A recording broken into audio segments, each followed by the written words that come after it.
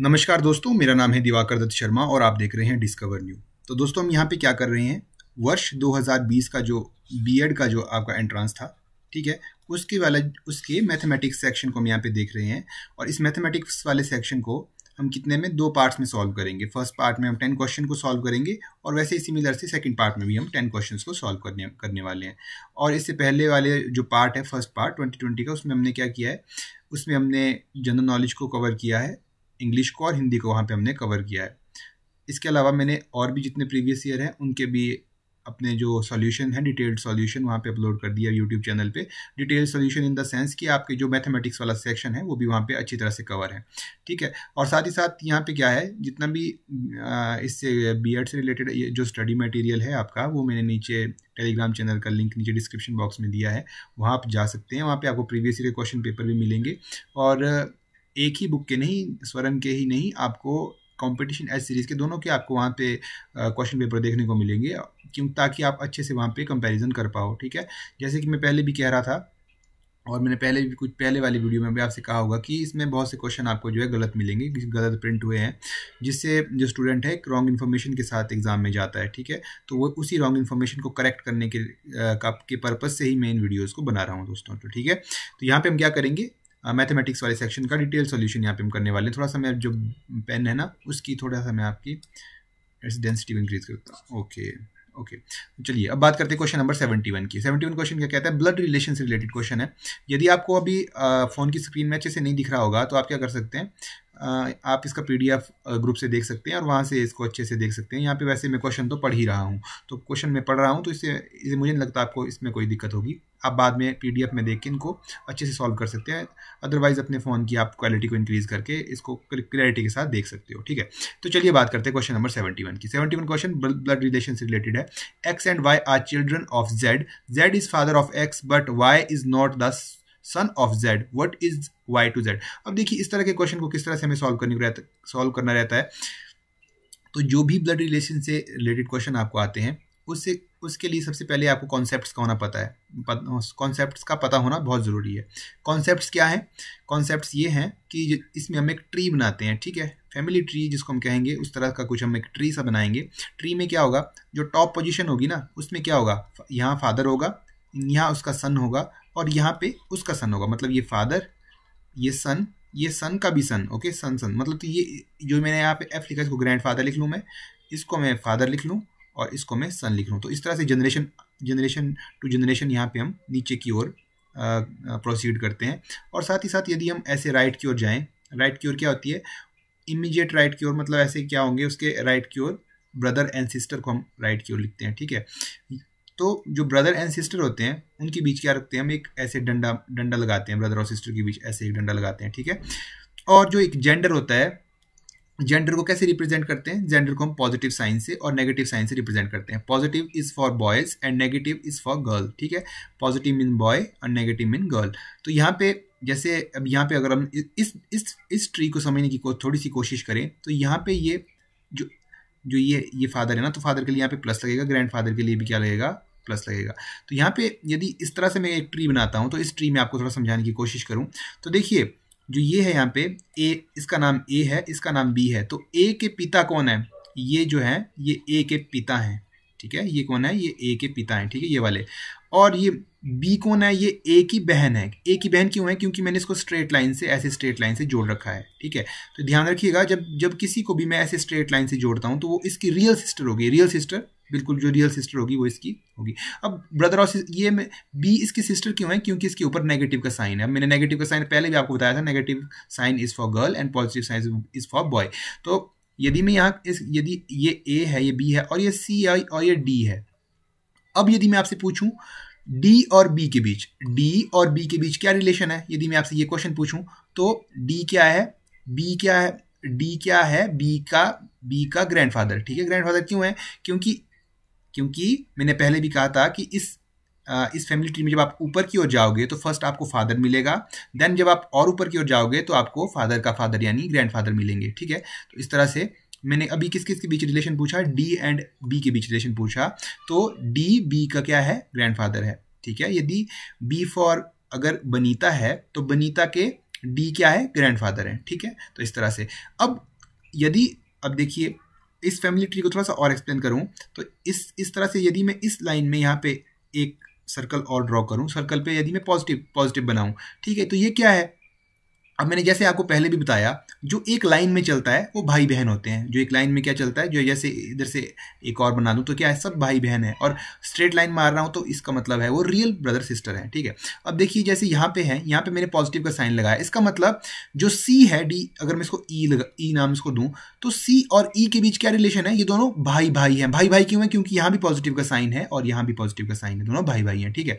और भाई भी कैसे हैं, रियल ब्रदर है, क्योंकि स्ट्रेट लाइन से मैंने इनको जोड़ रखा है। अच्छा, तो यहाँ से मैं एक और लाइन नीचे को मारता हूँ और ऐसे एक सर्कल ड्रॉ करता हूँ। यहाँ पे A B C D E, इसको एफ बोलता हूँ, इसको मैं बोलता हूँ जी, ठीक है। और इस पे मारता हूँ मैं नेगेटिव साइन, ठीक है। तो इसका मतलब ई की बेटी कौन है, जी। ई की बेटी कौन है, जी। बेटी क्यों, क्योंकि यहाँ पे नेगेटिव साइन है, ठीक है। तो ई कौन है, पिता। पिता क्यों, क्योंकि ये पॉजिटिव साइन है, ओके। तो जी, और साथ में यदि मैं एक लाइन इधर मारूं और एक सर्कल यहाँ मारूं और यहाँ भी लिखूं एच, एच पे लिखूं पॉजिटिव, तो मतलब जी का भाई कौन है, एच, और एच का पिता कौन है, ई। समझ रही हो बात को, इस तरह से एक ट्री बनता है, ठीक है। अब आपने यहाँ ध्यान से देखा होगा, ठीक है। अब मैं यदि आपसे पूछूं ए और जी के बीच क्या रिलेशन है, ए और जी के बीच क्या रिलेशन है, जो भी एक लाइन में आते हैं, देखो ये पूरा का पूरा जो मैटर है यहाँ पे, पूरा का पूरा मैटर एक लाइन में चला है, तो जो भी एक लाइन में चल रहा है मतलब वो भाई बहन है, सभी के सभी आपस में क्या है, भाई बहन है, ठीक है। अब आपने यहाँ देखा होगा ध्यान से, मैंने यहाँ पे स्ट्रेट लाइन नहीं जोड़ी, मैंने यहाँ पे ऐसे लाइन से इनको जी और ए को नहीं जोड़ा।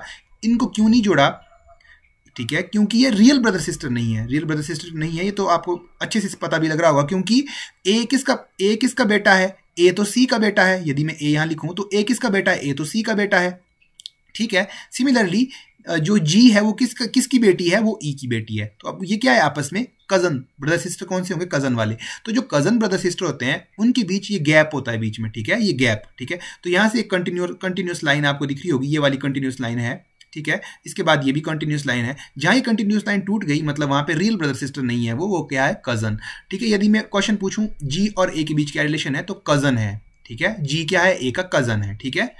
तो इस तरह से कजन सिस्टर, कजन भी कौन सा, सिस्टर, क्योंकि यहाँ पे नेगेटिव साइन है। यदि मैं पूछूं ए जी ए का रिश्ते में क्या है, तो जी ए की कजन सिस्टर है, क्योंकि इस पर नेगेटिव साइन है, ओके। तो इस तरह से एक बेसिक सा जो आप एक ट्री है वो बना सकते हैं।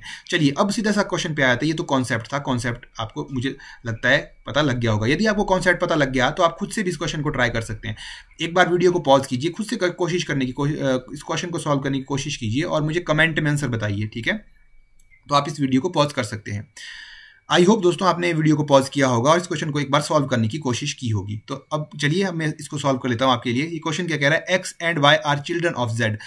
एक्स और वाई क्या है, जेड के चिल्ड्रन है। तो जेड को बनाते हैं, सबसे पहले ये जेड है, ठीक है, सॉरी ये जेड है, ठीक है। जेड कौन है, पिता, तो इसके ऊपर मैंने पॉजिटिव साइन लगाया। तो ये देखिए मैंने यहाँ पे एक सर्कल लगा रहा हूँ और एक सर्कल से इससे जोड़ रहा हूँ। तो यहाँ पे क्या है, क्या कह रहा है, X and Y are children, तो ये एक्स है ये वाई है, तो X and Y are children of Z. लग गया पता, ये जेड क्या है, पिता है, और एक्स और वाई क्या है, इसके चिल्ड्रन है। अभी देखिए मैंने इनके ऊपर ना पॉजिटिव का साइन लगाया ना नेगेटिव का साइन लगाया, नहीं लगाया मैंने, कोई भी साइन इनके ऊपर नहीं लगाया। क्यों नहीं लगाया, क्योंकि इतनी स्टेटमेंट पढ़ के मुझे पता नहीं चला कि इनमें से लड़का कौन है और लड़की कौन है। अब आगे हम स्टेटमेंट पढ़ते हैं और जानने की कोशिश करते हैं इनका जेंडर, ओके। तो नेक्स्ट स्टेटमेंट क्या बोलता है, Z is father of X but why is not son of Z, ठीक है। Z is father of x, ठीक है, Z is father of x, तो एक्स के पिता कौन है भाई, Z है, ठीक है। But Y is not the son of x, पर जो Y है वो Z का कौन नहीं है, बेटा नहीं है। तो ऑब्वियसली बात है, यदि Y Z का बेटा नहीं है तो क्या होगा, Y Z का बेटी होगी। नेगेटिव साइन इसके ऊपर आएगा, ठीक है। क्या साइन इसके ऊपर आएगा, नेगेटिव साइन। ये स्टेटमेंट से पता लगा आपको, Z is father of X but Y is not son of Z, what is y to z, ठीक है। तो देखिए यहाँ पे इसने क्या किया, x के बारे में कुछ नहीं बोला, तो x के बारे में हम यहाँ पे कमेंट नहीं कर सकते। x लड़का भी हो सकती है और लड़की भी हो सकती है और लड़का भी हो सकती है, कुछ भी हो सकता है उसका जेंडर। पर यहाँ पे इसने क्लियरली बोला है कि जो y है वो z का लड़का नहीं है, मतलब जो y है वो z का बेटा नहीं है। तो बेटा नहीं है तो क्या होगा, बेटी होगी। बेटी क्यों होगी, क्योंकि उसने क्वेश्चन में स्टार्टिंग में ही बोल दिया, क्योंकि x and y are children of z, ठीक है, बच्चे तो हैं ये, ठीक है। तो इस तरह से अब ये रिलेशन क्या पूछ रहा है कि y, ये क्या पूछ रहा है, what is y to z, ठीक है। ये पूछ रहा है y का z के साथ क्या संबंध है। ऑब्वियस सी बात है, y क्या है, z की बेटी है, तो ऑप्शन बी इसका करेक्ट आंसर हो जाएगा, डॉटर इसका। आई होप दोस्तों आपको समझ आया होगा जो मैं आपको समझाने की कोशिश यहाँ पे की है। तो चलिए बढ़ते हैं नेक्स्ट क्वेश्चन की ओर। How many times in a day are the hands of a clock in straight line but opposite direction. ठीक है, ये देखिए क्लॉक प्रॉब्लम से रिलेटेड आपसे क्वेश्चन है, पूछा गया है। तो क्लॉक से रिलेटेड मैंने कॉन्सेप्ट्स आपको समझाए हैं। 2021 का जो क्वेश्चन पेपर मैंने सॉल्व करके यूट्यूब चैनल पे अपने डाला है, वहाँ पे मैंने क्लॉक के जो इंपॉर्टेंट कॉन्सेप्ट है वहाँ पे आपको पढ़ाए हैं। तो यदि आपने अभी तक 2021 का क्वेश्चन पेपर सॉल्यूशन नहीं देखा है मैथमेटिक्स सेक्शन वाला, तो वहाँ पे आप एक बार जरूर जाइए, ठीक है, और उसको देखिए।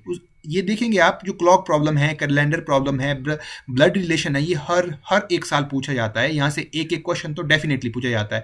इवन 2021 में 3 क्वेश्चन आपसे क्लॉक प्रॉब्लम से ही पूछे गए हैं। तो यहाँ से आप पता लगा सकते हैं कि ये कितना इंपॉर्टेंट है, ठीक है। तो क्लॉक में क्या, यहाँ पे 12 बजते हैं, यहाँ पे 3 और यहाँ पे 6, यहाँ पे 9 बजते हैं, ठीक है। और क्लॉक में एक बड़ी सुई लंबी सुई होती है और एक छोटी सुई होती है, ठीक है। अब देखिए ये बड़ी सुई और छोटी सुई ऐसे घूमते रहते हैं। क्वेश्चन क्या कह रहा है, how many times in a day there the hands of a clock in straight line but opposite direction. ये क्या कह रहा है कि एक दिन में कितनी बार जो घड़ी की सुई होती है वो एक दूसरे से ऑपोजिट डायरेक्शन में होती है। ऑपोजिट डायरेक्शन क्या हुई है इसकी, ठीक है, ये क्या हुई इसकी ऑपोजिट डायरेक्शन हुई, ठीक है। तो ऑपोजिट डायरेक्शन में एक दिन में ये जो घड़ी की सुइयां होती है कितनी बार होती हैं, ठीक है। तो क्लॉक प्रॉब्लम का जो सिंपल सा एक जो आपका कॉन्सेप्ट है, तो यहाँ पे मैं आपको बता देता हूँ। यदि आपसे वो पूछे कि घड़ी एक दिन में कितनी बार ऑपोजिट डायरेक्शन में होती है, ठीक है, ऑपोजिट डायरेक्शन में होती है, या फिर वो पूछे कि एक दिन में कोइंसाइड कितनी बार करती है। कोइंसाइड का मतलब क्या होता है, ये घंटे की सुई है और ये मिनट की सुई, दोनों एक के ऊपर एक जब आते हैं तो उसको हम क्या कहते हैं, कोइंसाइड, ठीक है। तो यदि वो पूछे कि एक दिन में, यहाँ देखो मैं लिख रहा हूँ कोइंसाइड, या फिर ये क्या कह रहा है, ऑपोजिट या कोइंसाइड या ऑपोजिट, जब ये ऐसा पूछे तो आपको क्या, इसका उत्तर क्या हो जाएगा, ये जो एक घंटे में, एक आवर में कोइंसाइड कितनी बार करती है या फिर ऑपोजिट कितनी बार होती है, एक बार, एक घंटे में एक बार, वन टाइम, ठीक है। और अब यदि मैं बात करूं 12 घंटे में, 12 घंटे में कितनी बार कोइंसाइड करेगी या फिर ऑपोजिट डायरेक्शन में होगी, तो वो होगी 11 बार, 11 टाइम्स। और 24 घंटे में कितनी बार होगी, 24 घंटे में होगी 22 बार, ठीक है। इस कॉन्सेप्ट को आप याद कर लीजिए। अब आप सोच रहे होंगे कि एक घंटे में एक बार कोइंसाइड करती है तो 12 घंटे में 12 बार होना चाहिए था, उसे कोइंसाइड होना चाहिए था, पर दोस्तों ऐसा नहीं होता, ठीक है। इस कॉन्सेप्ट को आप डायरेक्टली याद कर दीजिए, ठीक है। अब दूसरी बात आती है when they are perpendicular to each other, कि एक दिन में एक दूसरे के परपेंडिकुलर कितनी बार होती है। देखिए यहाँ पे इस क्वेश्चन में यहाँ पे क्या है, अभी जब 3 बजता है तो जो घंटे की सुई और मिनट की सुई होती है आपस में परपेंडिकुलर होती है। तो परपेंडिकुलर तो परपेंडिकुलर कितनी बार होती है एक दिन में, ओ सॉरी, थोड़ा सा मैं स्क्रीन को ठीक कर लेता हूँ, मुझे लगता है स्क्रीन थोड़ी सी यहाँ पे हिल गई है। ओ वेट अ मिनट, इसको मैं एक बार थोड़ा सा करेक्ट कर दूँ। ओके, ये थोड़ा सा टेक्निकल इशू आ जाता है बीच बीच में, ठीक है, but no worry. Okay, I think now it's correct, ठीक है। तो मैं बात कर रहा था कि परपेंडिकुलर एक दिन में कितनी बार होती है। तो 1 आवर में कितनी बार परपेंडिकुलर होती है, 2 टाइम्स, ओके, 1 आवर में 2 टाइम। एंड 12 आवर में ऑब्वियसली बात है, 12 आवर में कितनी बार होगी, 22 टाइम्स, 22, ये ध्यान रखिएगा, 22 टाइम्स। और 24 आवर्स में कितनी बार होगी, 44 टाइम्स, ठीक है, 44 टाइम्स। तो ये कॉन्सेप्ट है, ये आपको डायरेक्ट याद रखने हैं। तो यहाँ पे ये क्वेश्चन क्या पूछ रहा था, आपका क्वेश्चन इजीली सॉल्व हो जाएगा। How many times in a day are the hands of a clock in straight line but opposite in direction, कितनी बार होगा, तो स्ट्रेट लाइन और ऑपोजिट वाला में ये वाला कॉन्सेप्ट लगेगा आपका। तो एक दिन में 24 घंटे होते हैं, तो 24 घंटे में कितनी बार होता है, 22 टाइम्स। तो ऑप्शन बी इसका जो करेक्ट आंसर हो जाएगा। आई होप दोस्तों आप यहाँ से कॉन्सेप्ट सीख गए होंगे कि इसको किस तरह से हमें सॉल्व करना है। तो अभी इस बार जो 2022 वाला जो अटेम्प्ट दे रहे हैं उनके लिए हो सकता है, मैं अभी क्योंकि समय बहुत कम रह गया है, उनके लिए मैं डिटेल्ड इनके जो क्लॉक प्रॉब्लम है, कैलेंडर प्रॉब्लम है, या और भी जितने मैथमेटिक रीजनिंग वाले जो क्वेश्चन होते हैं या मैथ्स वाले जो कॉम्पिटिटिव में पूछे जाते हैं, उनके लिए मैं शायद ये अपलोड ना कर पाऊँ। पर जो इसका नेक्स्ट अटैम्प्ट देंगे, जो इसको मेरी वीडियो को 2023 के अटैम्प्ट के लिए देख रहे हैं, तो एक बार मेरा प्लेलिस्ट वाला सेक्शन जरूर चेक करना, वहाँ पे मैं इन क्वेश्चंस को सॉल्व करके अपलोड यदि मैंने किए होंगे तो वहाँ से आप डिटेल में इनको पढ़ सकते हैं।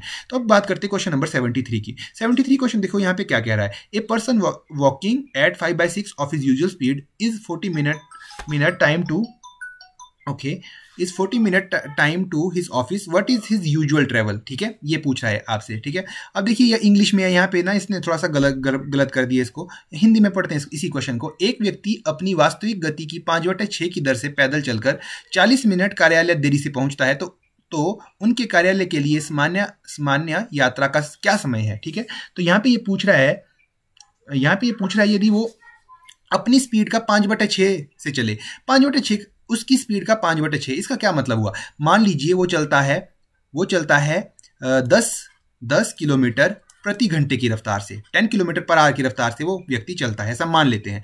तो उसकी रफ्तार का 5/6 की दर क्या हो जाएगी, तो 10 का मतलब होगा गुना, 10 गुना 5/6, ठीक है, 10 × 5/6। तो ये क्या हो जाएगा, उसकी स्पीड का 5/6 टाइम, मतलब अपनी स्पीड का 5/6 की दर से वो अब चल रहा है। ठीक है, तो जो भी उसकी स्पीड होगी उसमें क्या करना है, मल्टीप्लाई, आपने 5/6 को मल्टीप्लाई कर देना है। तो ये इसका मतलब हुआ कि अपनी वास्तविक गति का 5/6 की दर से पैदल चल रहा है। और जब वो अपनी वास्तविक गति, मान लीजिए उसकी वास्तविक गति 10 किलोमीटर प्रति घंटा है, और जब वो उस अपनी वास्तविक गति का 5/6 की रफ्तार से चलता है, तो जब 5/6 की रफ्तार से चलेगा तो नई गति क्या हो जाएगी, 50/6 किलोमीटर पर आवर, यही तो हो जाएगी।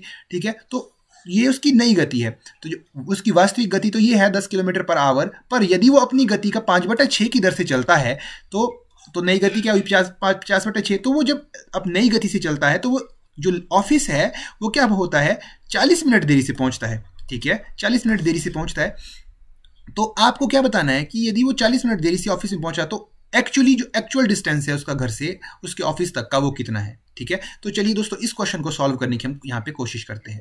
तो इस क्वेश्चन को थोड़ा सा अच्छे से हम इसको सॉल्व करेंगे। तो क्वेश्चन क्या कह रहा है, थोड़ा सा मैं इसको एक बार रब कर देता हूँ। ठीक है, तो हम क्या कर देते हैं, यहाँ लिख रहा हूँ मैं लेट, कुछ चीज़ें यहाँ पे लेट कर लेते हैं। ठीक है, थोड़ा सा मैं जूम आउट कर रहा हूँ यहाँ पे, ताकि मेरे पास जो स्पेस है लिखने के लिए वो थोड़ा सा ज़्यादा हो जाए। एक मिनट, थोड़ा सा मैं जूम आउट कर देता हूँ। ओके, तो यहाँ पे देखो मैं क्या कर रहा हूँ, मैं यहाँ लिख रहा हूँ लेट कर रहा हूँ, लेट। ओके, इसको भी थोड़ा सा मैं, हाँ ओके,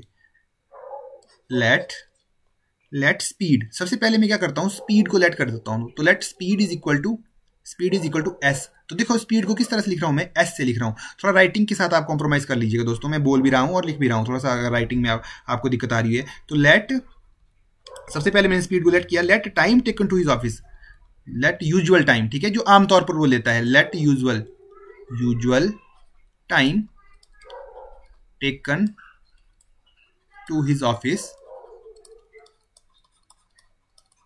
ये इस यूजुअल टाइम को मैं टी मान लेता हूं। मान लीजिए वो और दिनों में टी टाइम में वहां पे अपने ऑफिस में पहुंचता है और एस किलोमीटर पर आवर की रफ्तार से वो चलता है यूजुअली। ठीक है, आमतौर पे। अच्छा, अब यहां क्या लिख रहा हूं मैं, अकॉर्डिंग टू क्वेश्चन, अब देखो क्वेश्चन क्या कह रहा है, प्रश्न के अनुसार उसकी स्पीड कितनी है, हिज स्पीड, यहाँ देखो हिज स्पीड, उसकी गति प्रश्न के अनुसार क्या है, 5/6 times of his usual speed. तो उसकी यूजुअल स्पीड, आमतौर की स्पीड क्या है, एस, और उसकी कितनी, 5/6। ठीक है, 5/6 की दर से, तो एस मल्टीप्लाइड बाय 5/6। ओके, अब फिर क्या, टाइम टेकन, जब वो अपनी स्पीड का 5/6 की दर से चलता है तो कितना टाइम लेता है, टाइम टेकन। अब देखिए यूजुअल टाइम कितना है, टी, और उस यूजुअल टाइम से 40 मिनट देरी से पहुंचता है, तो मतलब टी टाइम जो उसको नॉर्मल टाइम लगता है प्लस 40, टी प्लस 40। ठीक है, तो टी क्या है, उसका यूजुअल टाइम है, टी प्लस 40, 40 मिनट देरी से क्योंकि वो पहुंचता है। ठीक है, अब देखो यहाँ पे मैं कुछ लिख रहा हूँ, यहाँ पे क्या लिख रहा हूँ मैं, डिस्टेंस क्या होता है, distance upon speed is equal to time, distance upon speed is equal to time को मैं टी से लिख रहा हूँ। इस फॉर्मूले को आप नोट करके रख दीजिए, ये आपको पता भी होगा, distance upon speed is equal to time. इसी फॉर्मूले का मैं यहाँ पे यूज करने वाला हूँ। अब देखो मैं किस तरह से इस फॉर्मूले का यूज करता हूँ। ओके, अब देखो मैं किस तरह से इस फॉर्मूले का यूज करता हूँ। अब देखो, अब अकॉर्डिंग टू क्वेश्चन क्या है, डिस्टेंस डी डिवाइडेड बाय कितनी स्पीड है उसकी, क्वेश्चन के अकॉर्डिंग उसकी स्पीड है 5/6 time of his usual speed, 5/6 multiplied by S, और टाइम कितना लेता है वो, टी प्लस 40, कितना टाइम लेता है, टी प्लस 40। अच्छा, अब इस इक्वेशन को थोड़ा सॉल्व करने की कोशिश करता हूं मैं। ठीक है, अब ये इस इक्वेशन को कैसे सॉल्व करूं। अच्छा, यदि मैं इसको थोड़ा तोड़ के लिखूं, इस टर्म को ध्यान रखना, इस टर्म को मैं थोड़ा सिंप्लीफाई करके कैसे लिखता हूं। अब देखिए 5/6 यहाँ पे क्या है, 5/6 है। अब जब ये ऊपर जाएगा तो क्या रेसिप्रोकल हो जाएगा, रेसिप्रोकल का मतलब क्या, यहाँ पे 5/6 डिनोमिनेटर में है, हर में है, जब ये ऊपर जाएगा तो ये 6/5 हो जाएगा। तो अब इसी चीज को मैं कैसे लिख सकता हूँ, 6/5 गुणा d डिवाइडेड बाय s, इस तरह से लिख तो सकता हूं, बिल्कुल लिख सकता हूं इस तरह से, which is equal to t plus 40 लिख सकता हूं। हाँ जी, अच्छा अब ये d बाय s क्या चीज है? Distance upon speed. What is this distance upon speed? This is time. मतलब d बाय s को s के बदले मैं क्या लिख सकता हूं? यहाँ पे t को लिख सकता हूं। यदि मैं इस d बाय s के बदले t लिख सकता हूं तो बिल्कुल इसको रिप्लेस कर देता हूं।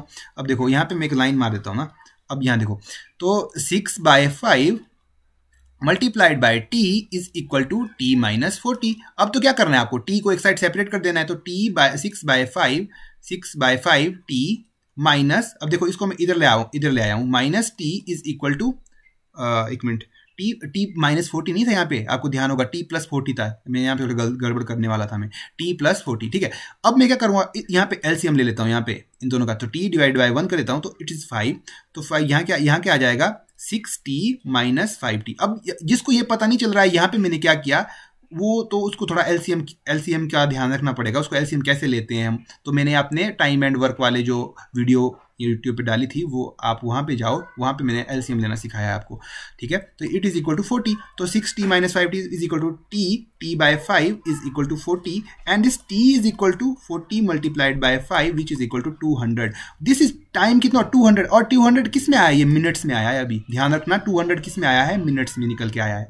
अब मेरे को क्या करना है, इस मिनट्स को चेंज करना है आवर में, और जैसे ही मैं इसको आवर में चेंज कर लूंगा मेरा उत्तर आ जाएगा। तो देखिए 1 घंटे में कितने मिनट होते हैं, 1 hour is equal to 60 minute, ठीक है, 60 मिनट। अच्छा अब आपको बताना है कि 200 मिनट में कितने घंटे हो गए, तो सिंपली क्या कर दूंगा मैं, 200/60 कर दूंगा, भाग कर दूंगा इसको, तो यहाँ पे क्या करूँगा, 20/6, ये किसके इक्वल आया, 20/6 के इक्वल। अब देखो यहाँ पे मैं इस तरह से भाग कर रहा हूँ, 20/6, 6 तियाँ कितने होते हैं, 6 तियाँ 6 3 आर 18 एंड ओके, ऐसा करता हूँ, यहाँ पे मैं क्या करता हूँ, इसको 200/60 ऐसे कर लेता हूँ, ठीक है।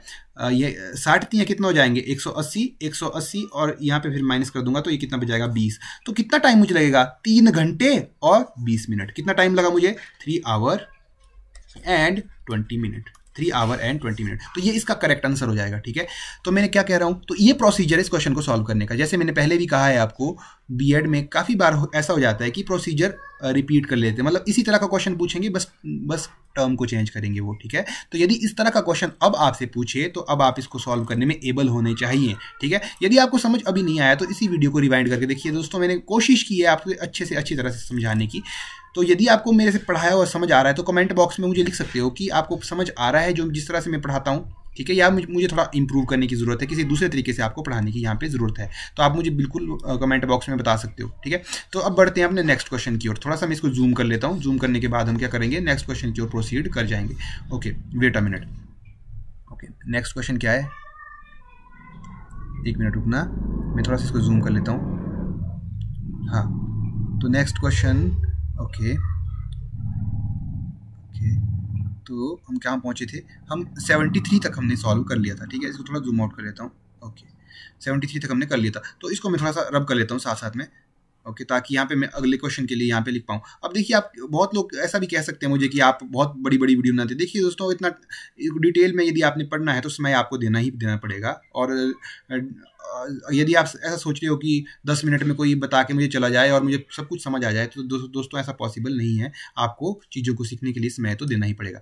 तो चलिए बात करते हैं नेक्स्ट क्वेश्चन की। नेक्स्ट क्वेश्चन यहाँ पे क्या कह रहा है, नेक्स्ट क्वेश्चन कह रहा है कोई अल्फाबेटिकल रीजनिंग का क्वेश्चन है दोस्तों। तो ये क्या कह रहा है, एक सीरीज दिया है AC के बाद देता है FH। Most of the student को ये समझ आ गई होगी, फिर भी मैं यदि किसी को समझ नहीं आई है तो उसके लिए मैं थोड़ा सा यहाँ पे बता देता हूँ, ये किस तरह से सॉल्व हो जाएगी, ठीक है।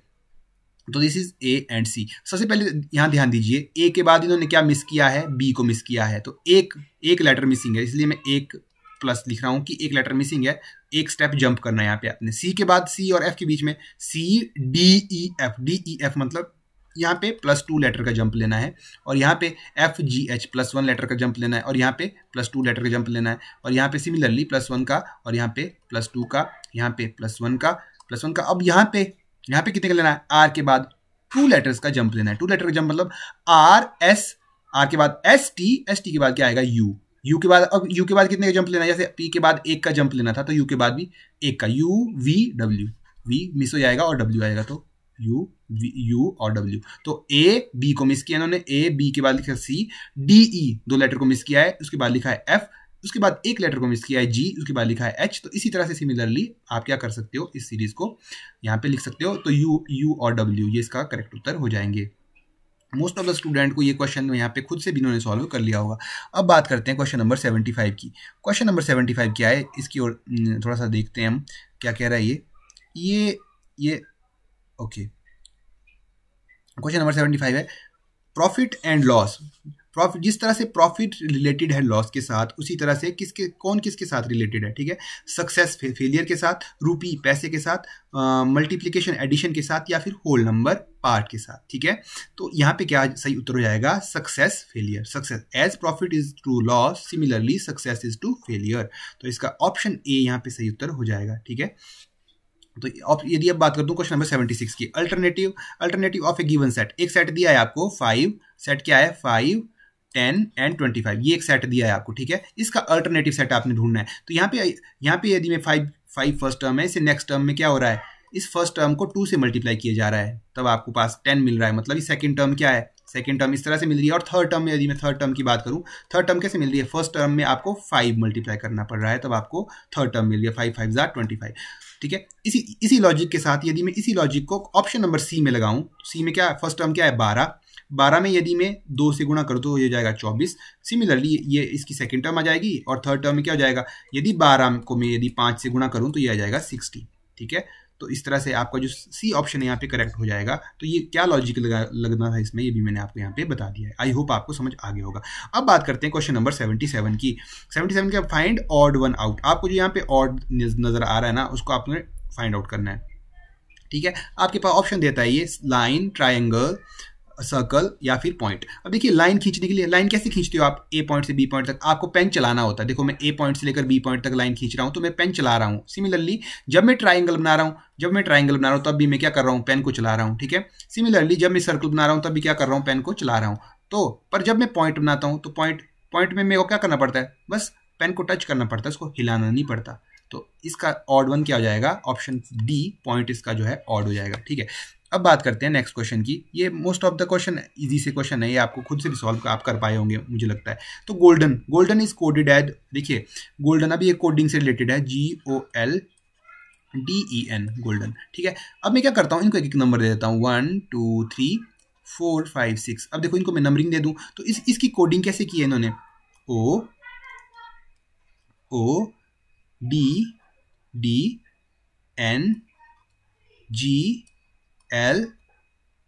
इस तरह से इन्होंने कोड किया है। तो ओ कितने नंबर पे था, 2 नंबर पे, तो ये आएगा 2। डी कितने नंबर पे था, 4 नंबर पे, तो 2 4। और एन कितने नंबर पे था, 6 नंबर पे, तो 6 लिख लो यहाँ पे। जी कितने नंबर पे था, फर्स्ट नंबर पे 1 लिख लो। एल कितने नंबर पे था, 3 पे। और ई कितने पे था, 5 पे, ठीक है। तो 2 4 6 1 3 5। तो इस तरह से क्या करते हैं, ये इन अल्फ़ाबेट को अरेंज करते हैं। मतलब जो सेकंड वाला अल्फ़ाबेट था अब उन्होंने कहाँ रख दिया है, फर्स्ट पोजीशन पे रख दिया है, ठीक है, इस तरह से। तो अब क्या कह रहे हैं, ये कह रहे हैं यदि इस तरह को गोल्डन को इस तरह से कोड किया जाता है तो सीनियर को किस तरह से कोड किया जाएगा, SENIOR सीनियर। तो इसमें भी क्या करूँ, सिमिलरली 1 2 3 4 5 6 तक इनके ऊपर काउंटिंग लिख लूंगा। और नीचे क्या लिखूंगा, इसके नीचे अब देखो इस तरह से कोडिंग करते थे ना हम इसकी। तो अब क्या लिखूंगा, पहले नंबरिंग लिख लूंगा। नंबरिंग क्या थी, 2 4 6 1 3 5। अब देखो 2 नंबर पे कौन सा अल्फाबेट है, ई। तो ई फर्स्ट पे आएगा, देन 4 वाला आई, देन 6 वाला आर, देन फर्स्ट वाला एस, 3 पे क्या है एन, और 5 पे क्या है ओ। तो इस तरह से ये इसका कोड बन जाएगा। तो EIRSON ऑप्शन ए के साथ आप जाएंगे तो ये आपका करेक्ट उत्तर हो जाएगा। तो अब बात करते हैं क्वेश्चन नंबर 79 की। 79 क्वेश्चन क्या कह रहा है, देखो आपको, a article is bought for 600 and sold for 500, ठीक है। कोई वस्तु है, आपने उसको 600 रुपए में खरीदा और 500 रुपए में बेच दिया। फाइंड लॉस परसेंट, ठीक है। आपको लॉस परसेंट कैलकुलेट करना है, प्रॉफिट एंड लॉस से रिलेटेड क्वेश्चन है। तो देखिए लॉस परसेंट का क्या फॉर्मूला होता है, लॉस परसेंट का क्या होता है, loss percent is equal to loss divided by CP multiplied by 100।